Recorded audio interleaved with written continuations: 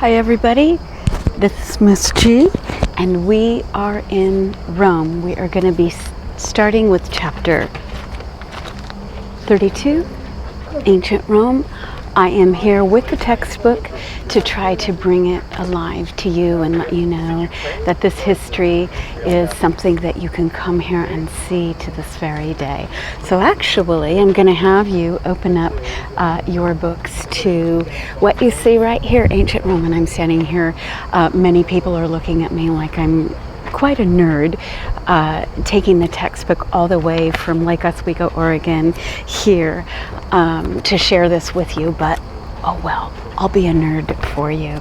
So anyway, I want you to take a look at your map so that you can see I am standing on Palatine Hill, and you will see that right in the middle here. So this is where I am standing. I'm going to ask that you follow along in the book with me so that we can learn a little bit more about this very famous place, which basically is the origin of Rome, and of course has to do with this picture that you see in your book.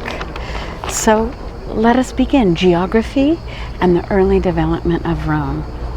Introduction. In Unit 4, you learned about the civilization of ancient Greece. And in this unit, you will explore Roman civilization, which flourished from about 700 BCE to approximately 476 CE. So it's about 1,000 years. It began in the ancient city of Rome, where I'm standing.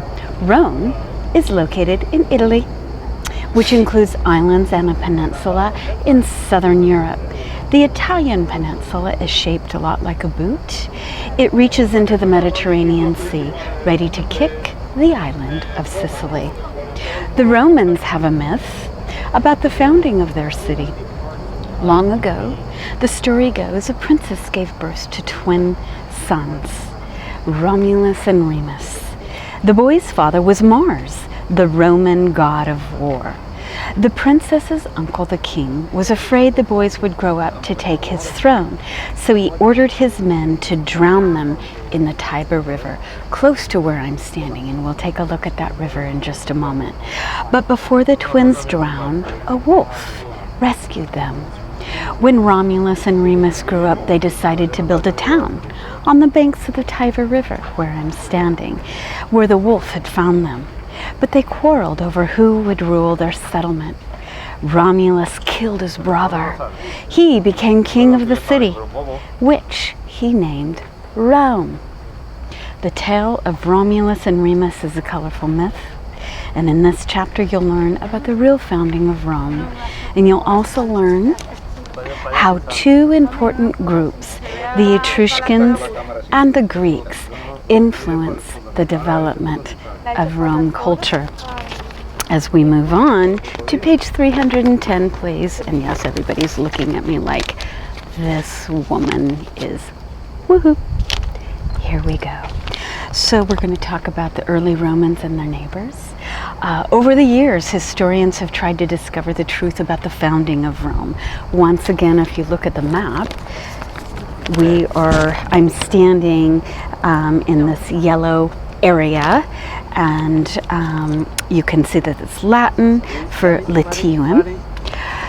No one really knows how who Rome's first king was, and we do know that the first Romans were Latins.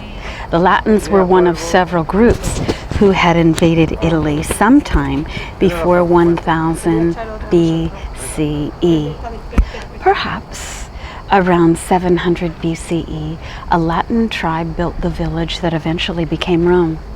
They built their village on Palatine, a hill in central Italy. In fact, it's one of 7 hills in ancient Rome where I'm standing. The Palatine overlooks the Tiber River about 12 miles inland from the sea.